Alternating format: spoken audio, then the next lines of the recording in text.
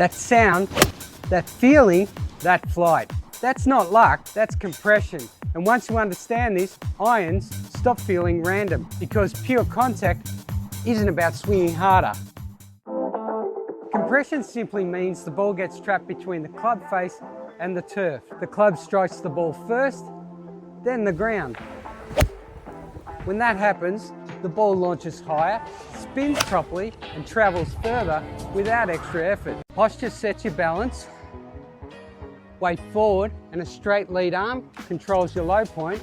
Compression is the result. When these three work together, irons finally make sense. This is how I was taught. Take your trail hand and place it just above the elbow of your lead arm. Now take some one-arm swings.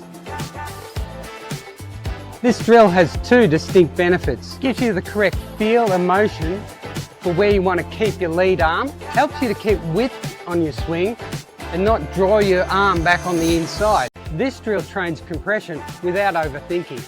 Take your normal setup, move into impact position. Hands ahead of the club head, forward shaft lead. Now take half swing with your chest turning through. You're not trying to hit high, but the ball flight may surprise you. Here's the feeling. Crisp strike, solid sound, and the ball comes off faster than expected. That's compression.